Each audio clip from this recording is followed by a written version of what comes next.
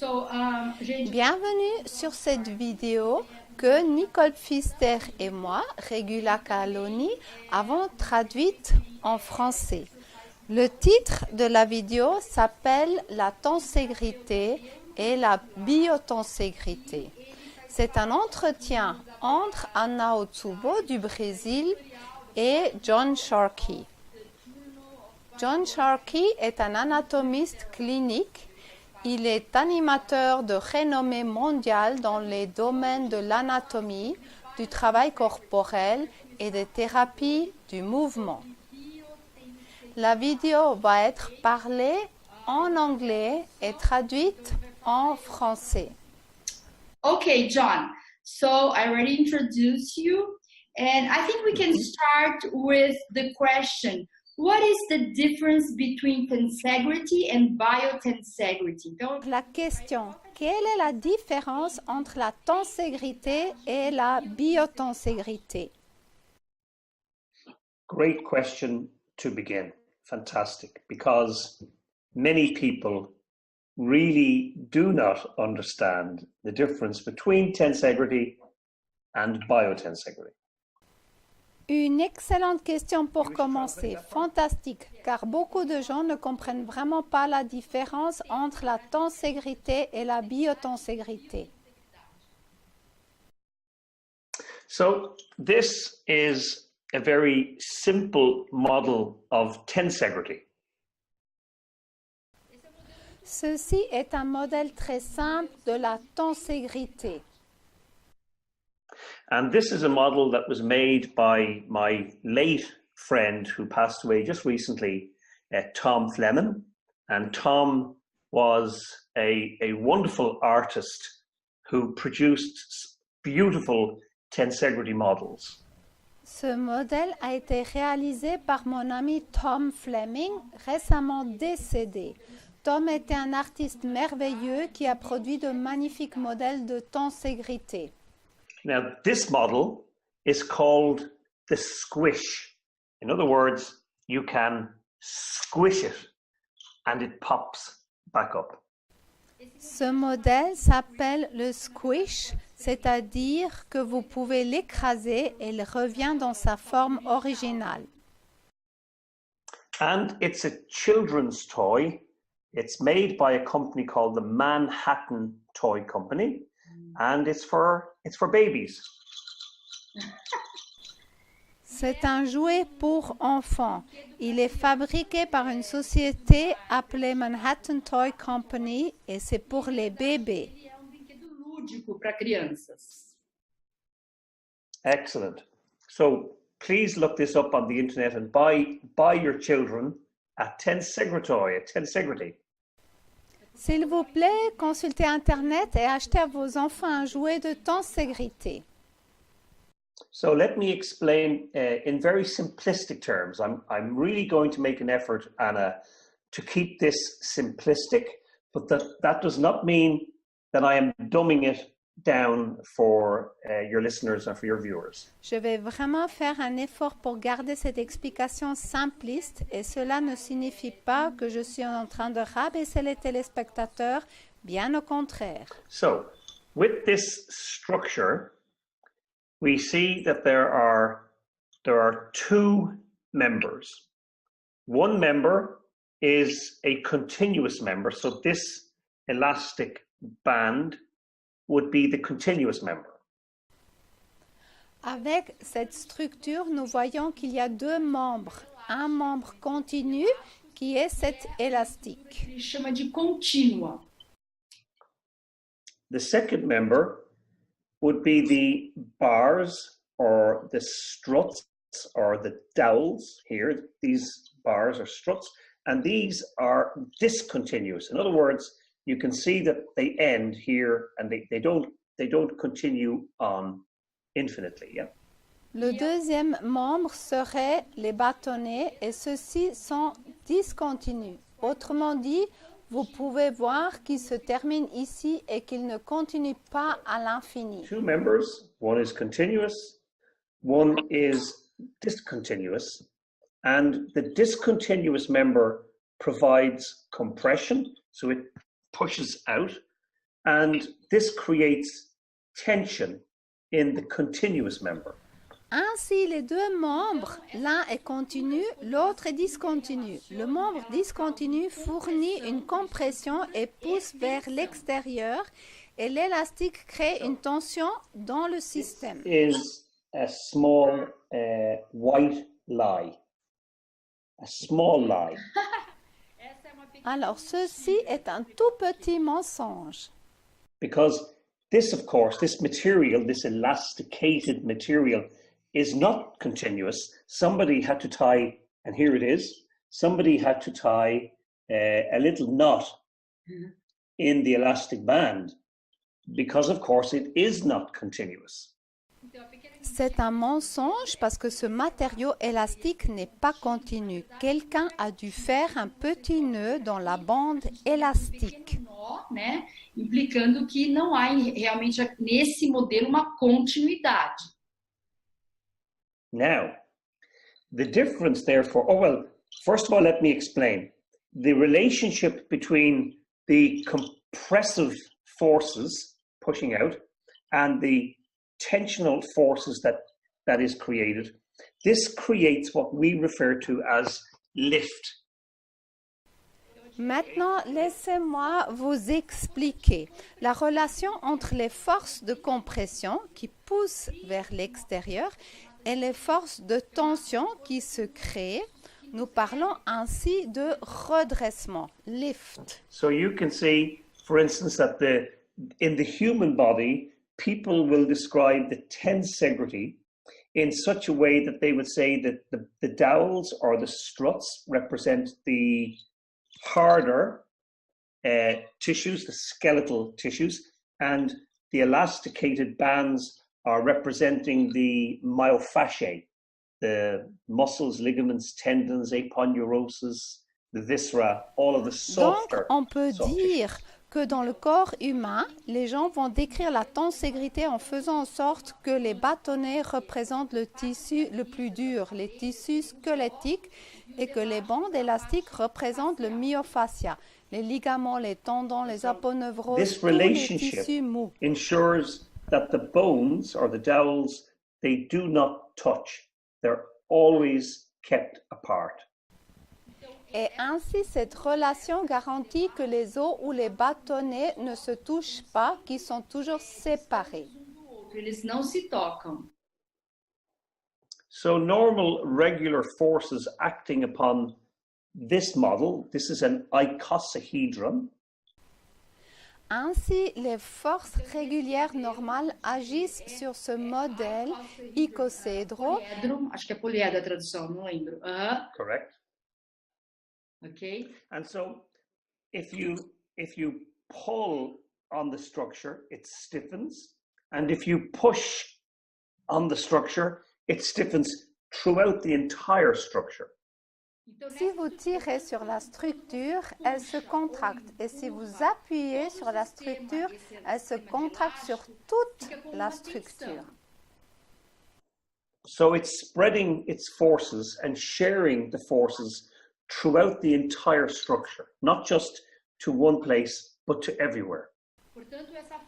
Donc, il déploie ses forces et les transmet à travers toute la structure, pas seulement à un endroit, mais partout. And specifically, so that when forces are acting upon it, that the bones should not touch. Now, we could use extreme force, and this would cause pathology or injury or damage to the tensegrity. Lorsqu'une force agit sur la structure, les os ne devraient pas se toucher. Mais si une force extrême est appliquée sur le système, cela causerait une pathologie, des dommages ou des blessures à la tenségrité. Tocar, mas aí não é uma situação normal, uma situação patológica.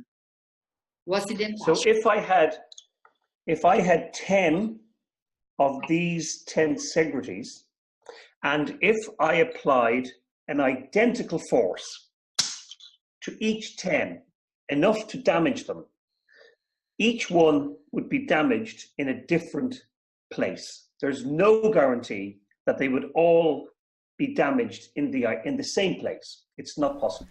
Donc, si j'avais 10 de ces modèles de tenségrité et si j'appliquais une force identique à chacun des 10, assez pour les endommager, chacun d'eux serait endommagé à un endroit différent. Aplicar isso igualmente nos 10 modelos. Exactly. So, now what is the major difference? And there are many, by the way, but we'll just talk about a few today. What are the major differences then between the tensegrity and the biotensegrity? And let's just stick to human beings, you and me. Maintenant, quelle est la différence majeure, et il y en a beaucoup, entre la tenségrité et la biotenségrité? Ne considérons ici que les êtres humains comme vous et moi. Of course, we could talk about all living things, but we'll stick to humans. So, in the tensegrity, there is no life, there is no breath, there is no nervous system. The materials are the wrong materials. We are not made of this type of material. Dans la tenségrité, il n'y a pas de vie, il n'y a pas de souffle, il n'y a pas de système nerveux. Les matériaux sont les mauvais matériaux. Nous ne sommes pas faits de ce type de matériaux. As estruturas mortas. Yeah. So, as we said, or as I said earlier, this member, which is the continuous member, it has to be tied off. But in the human body, there is no beginning, there is no ending, there is just one. So in the biotensegrity, there is only one member. It may look like there are two members, but in the tensegrity, there are two members. Comme je l'ai dit plus tôt, ce membre qui est le membre continu doit être ajusté par un nœud. Mais dans le corps humain, il n'y a pas de début, il n'y a pas de fin, c'est un seul tout. Donc dans la biotenségrité, il n'y a qu'un membre, bien qu'il puisse sembler qu'il y en ait deux. Et dans la tenségrité, il y en a deux. Then the last point I'd make to you is that this is the icosahedron, and I won't go into the detail of icosahedron, 20 faces and 12 vertices, and it's a bit too technical. But this is the basic fundamental architecture of all living cells. Le dernier point que je voudrais vous dire est que ceci est un polydron. Et je ne rentrerai pas dans les détails, 20 faces, pas 20 faces, c'est trop technique. Mais c'est l'architecture de base fondamentale de toutes les cellules vivantes. This model that I'm now holding in my hand is that I like to use this model for talking about extra dimensions, because I believe that the human form is not based on 3 dimensions, but it is based on a minimum of 4 dimensions. Cependant, la différence entre ce modèle et ce modèle que je tiens maintenant entre mes mains est que j'aime utiliser ce modèle pour parler de multidimensions, car je crois que la forme humaine n'est pas basée sur 3 dimensions, mais sur un minimum de 4 dimensions. And from an anatomical viewpoint, because our eyes are set just off the center of our head, the information from this eye and the information from this eye go back to the cortical areas in the brain, visual cortical areas, and the brain says, oh, there's a problem here because these images are not the same and they're blurred. So the brain overlaps the images and it creates what we call 3-dimensional sight. Et d'un point de vue anatomique, parce que nos yeux sont juste placés à côté du centre de notre tête, les informations de cet œil et de cet œil remontent à une partie derrière dans le cerveau. Et le cerveau dit « Oh, il y a un problème ici parce que les images ne sont pas les mêmes, elles sont floues, de sorte que le cerveau superpose les images et crée ce que nous appelons une vision tridimensionnelle. » And so we really do not see in 3 dimension. We actually see in something short of 3 dimension. In anatomy, we call it pseudo 3D or 2.5D. In other words, our brain provides us with a facility of depth perception. Et donc, nous ne voyons pas vraiment en 3 dimensions. Nous en voyons en réalité seulement une partie. En anatomie, nous l'appelons pseudo 3D ou 2,5D. Autrement dit, notre cerveau nous fournit la possibilité de la perception en profondeur. Realmente íntegras, como ela deve ser de fato. So if we had the ability to see the true anatomy of this looks like a circle, but the reality of this circle is in fact this, which this is one structure which goes through itself. Can you see that it goes through itself? So it's a toroid. Now, if we take this structure and we try to compress it, it will resist me. It will not move. Donc, si nous avions la capacité de voir la véritable anatomie de ce qui ressemble à un cercle, mais la réalité de ce cercle est en fait la suivante. Cette structure est une structure qui se traverse en elle-même. Pouvez-vous voir qu'elle se traverse en elle-même? Si nous prenons cette structure et essayons de la compresser, elle me résistera, elle ne bougera pas. Linear, straight, linear forces, it will resist me. Ok. Yes? Ok. But if I use a rotation, it does not resist me. And now you can see an intervertebral disc. Permettez-moi d'ajouter quelque chose. Je vous dis donc que si vous appuyez sur le modèle, vous utilisez des forces linéaires verticales. Cela va me résister. Mais si j'utilise une rotation, cela ne me résiste pas et vous pouvez maintenant voir un disque intervertébral. Se você aplica uma força linear nessa estrutura, so if you apply a linear vertical force, a estrutura não se deforma. Mas se você aplica uma força rotacional, aí a estrutura se deforma, tá? Como um disco intervertebral. So our brain. And this is exactly. So our brain is not able to see in this dimension, right? We only see. Exactly. And so when we are doing dissection, when we are dissecting the human body, we need to be very, very careful about how we interpret what it is that we see. In the 21st century, we now have computer technology. We now have MRI and CAT scans and PET scans, and we can now create multidimensional images of the true reality of the form of living tissue. Notre cerveau n'est pas capable de voir dans cette dimension. Ainsi, lorsque nous procédons à la dissection du corps humain, nous devons faire très attention à la manière dont nous interprétons ce que nous voyons. Au XXIe siècle, nous avons maintenant la technologie informatique, nous avons les IRM et les scanners et nous pouvons maintenant créer des images multidimensionnelles des tissus de leur véritable forme. That's really interesting. Never thought about that. That's wonderful. Sure.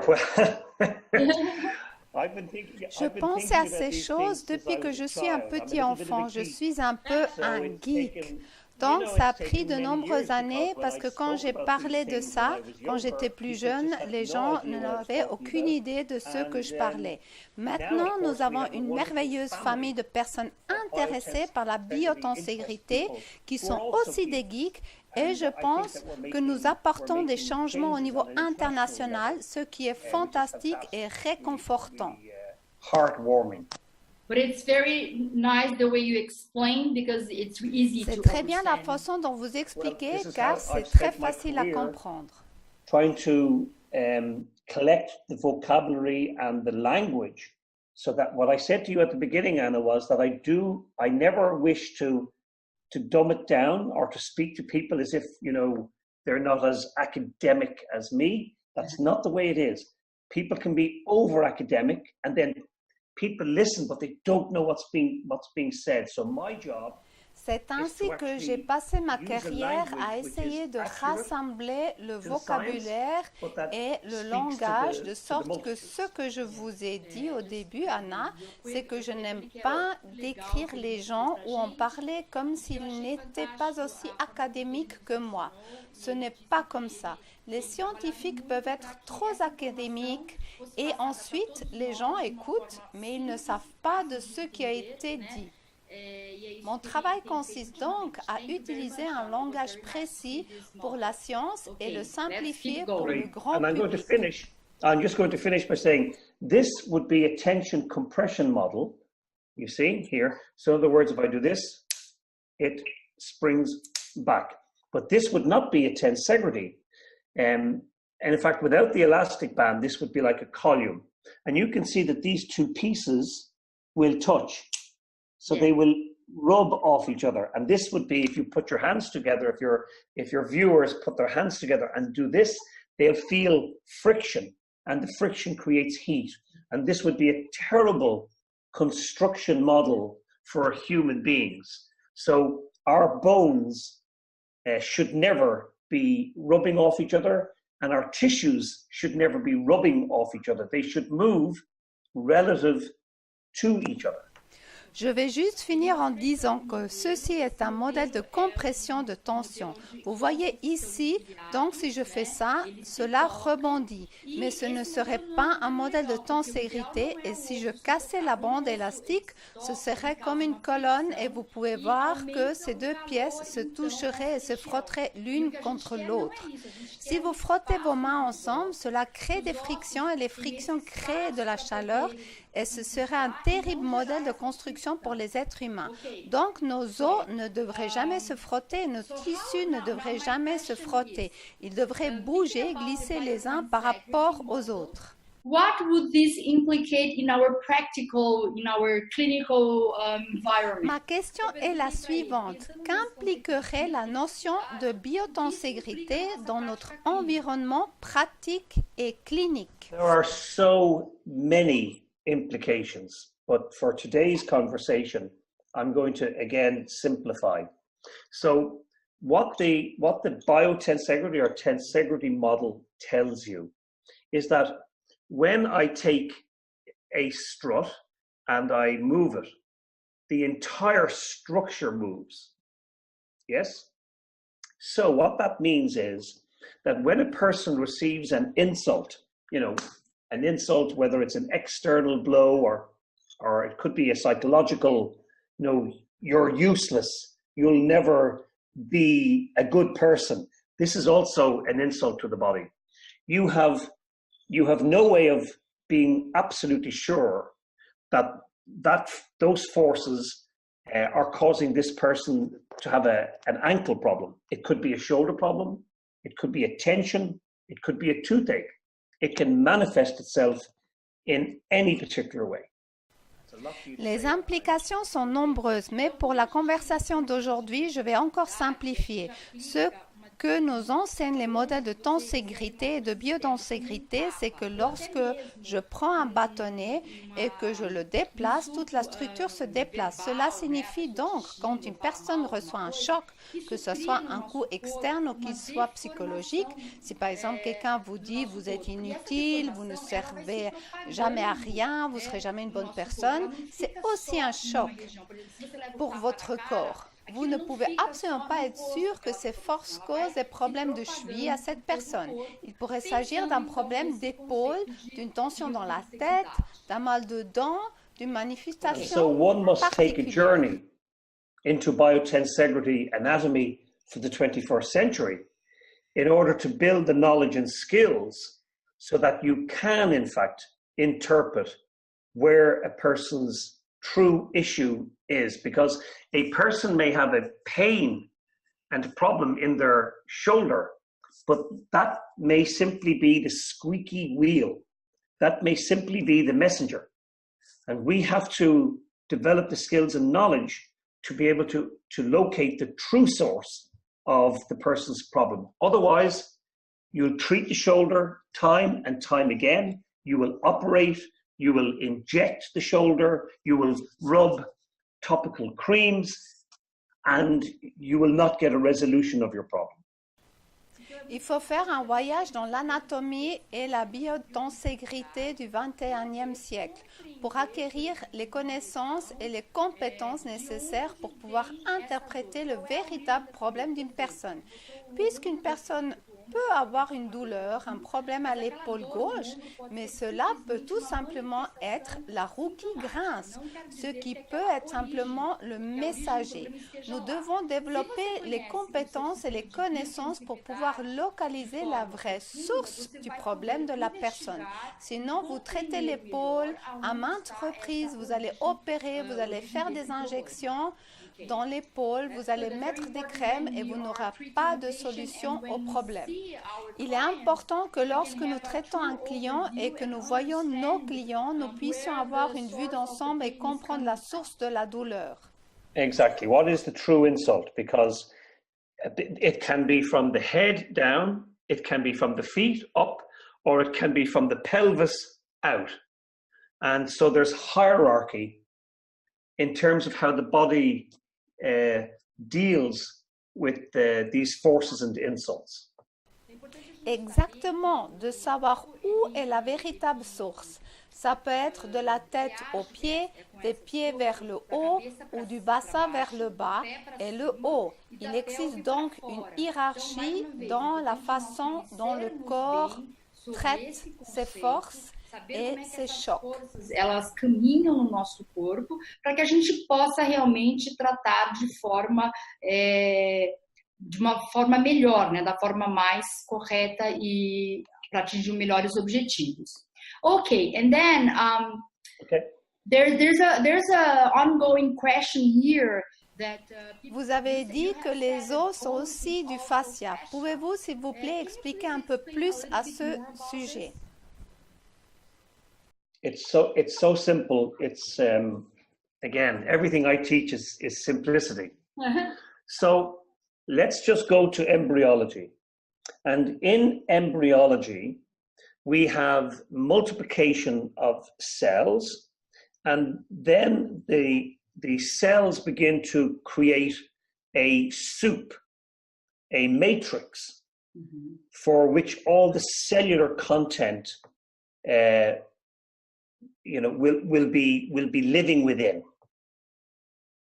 If you wish, it's a scaffolding, a framework, for the cellular content. C'est tellement simple. Encore une fois, tout ce que j'enseigne, c'est la simplicité. Passons maintenant à l'embryologie. En embryologie, nous avons la multiplication des cellules. Celle-ci commence alors à créer une soupe, une matrice dans laquelle tout le contenu cellulaire vivra. Si vous le souhaitez, c'est un cadre pour le contenu cellulaire. So basically what we have is a spectrum that goes from one end, stiffness or hardness, to the other end, you could say softness. In other words, hardness and softness may be something like the meninges, or, I'm sorry about this, but even snot. Fondamentalement, nous avons un spectre qui va d'une extrémité à l'autre, de la rigidité ou dureté à quelque chose de moelleux.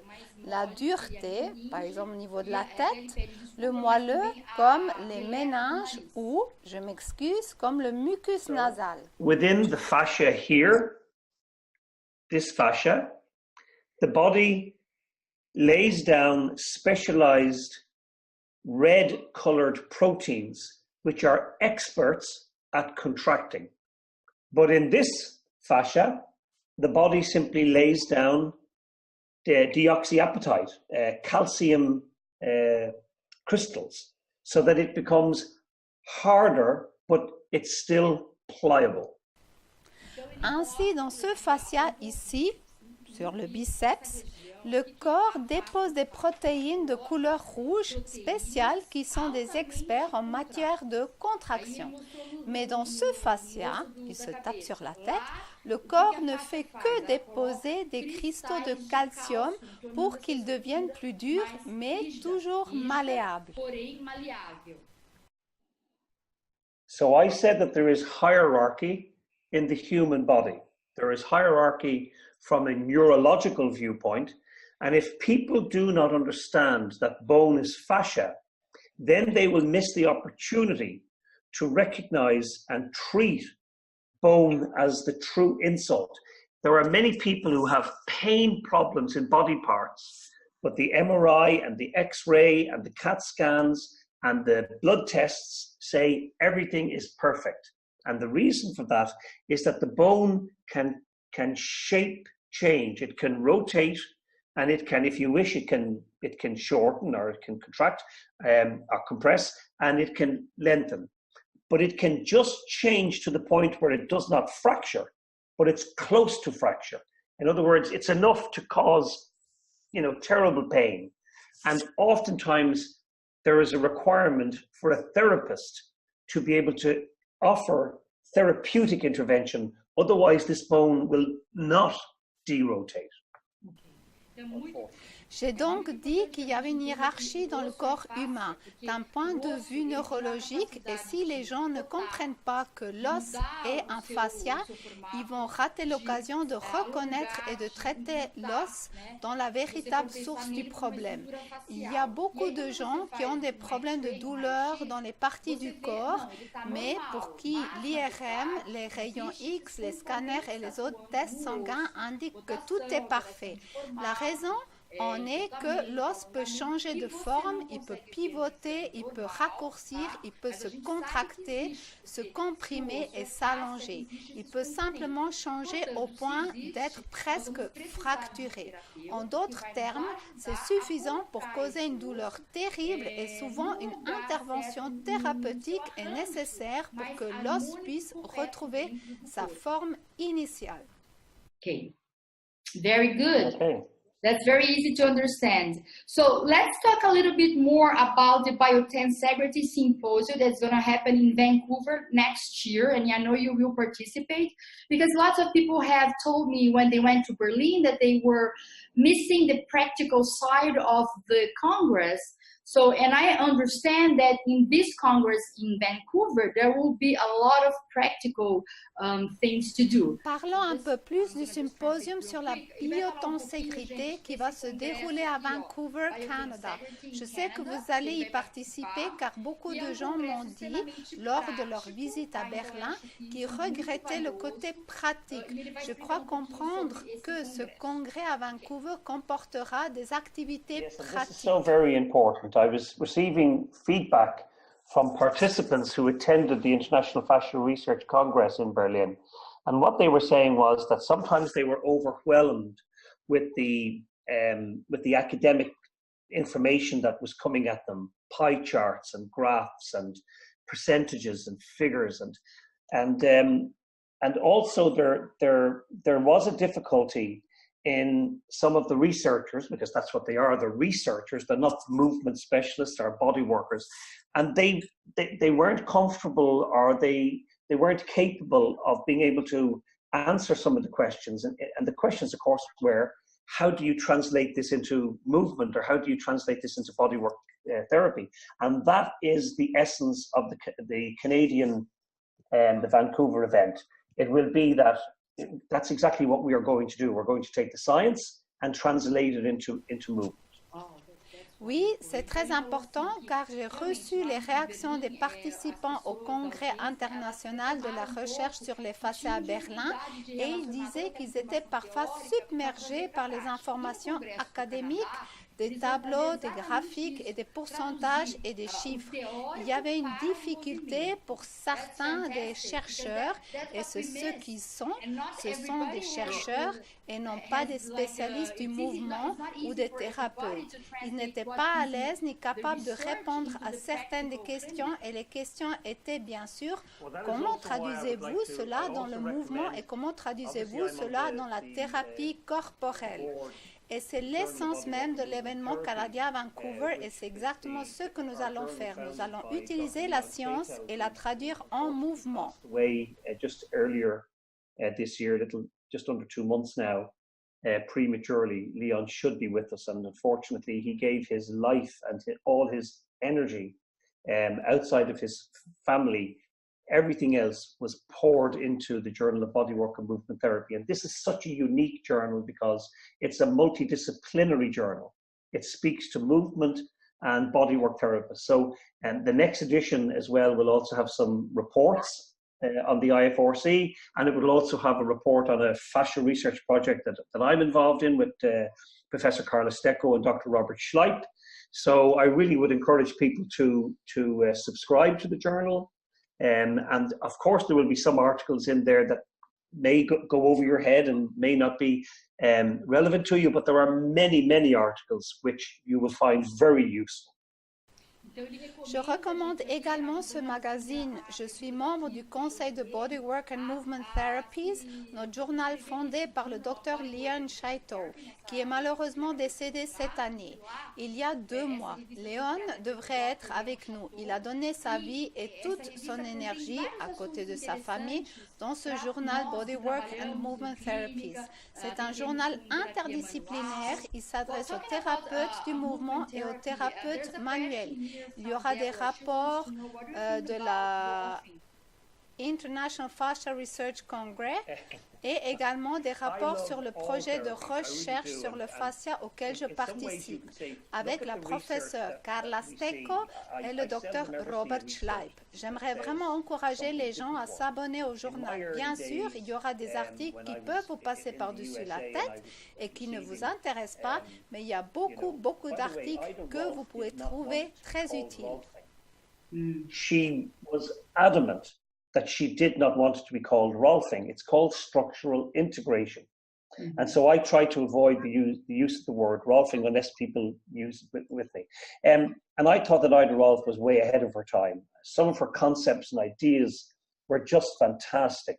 It didn't always translate on the table because sometimes when I received structural integration, it was very painful and made me, stiffen my tissues. I think there has been a change in that regard, as there has been in many therapies that they've moved towards less is more. So I love structural integration. I love neuromuscular therapy, which is obviously the therapy that myself and Dr. Chaito developed here in Europe. So I love all the therapies. Sur la question ce qu'il pensait du Rolfing, John répond « J'aime toutes les thérapies, vraiment, on voit rarement une recherche qui dit que cela ne fonctionne pas. À propos, quand j'étais aux États-Unis, Ida Rolf ne voulait pas que cela s'appelle Rolfing. Elle était catégorique. Elle ne voulait pas que ça s'appelle Rolfing, ça s'appelle intégration structurelle. Alors j'ai essayé d'éviter l'utilisation de ce mot Rolfing, à moins que les gens l'utilisaient avec moi. Ida Rolf était en avance sur notre temps. Certaines de ses idées et concepts étaient simplement fantastiques. Cela n'était pas toujours le cas en pratique. Lorsque j'ai reçu son traitement, cela était très douloureux et a beaucoup de raidis mes tissus. Je pense qu'il y a eu un changement à cet égard car de nombreuses thérapies ont évolué vers la philosophie le moins est le mieux. J'adore l'intégration structurelle, j'adore la thérapie neuromusculaire, c'est-à-dire la thérapie que j'ai développée avec un autre docteur ici en Europe. J'aime toutes les thérapies. Merci beaucoup pour votre temps. J'apprécie vraiment et je vous verrai au Canada car j'ai déjà fait mon inscription et j'espère que vous verrez plus de Brésiliens là-bas aussi. Merci beaucoup pour votre intérêt pour la biotenségrité, l'anatomie du 21e siècle. Je souhaite bonne chance à tous pour les vacances de Noël, un joyeux Noël à tous et une bonne année. Thank you so much. Happy Christmas for you too and safe travels. Thank you. Bye. Talk soon, Anna. Bye-bye.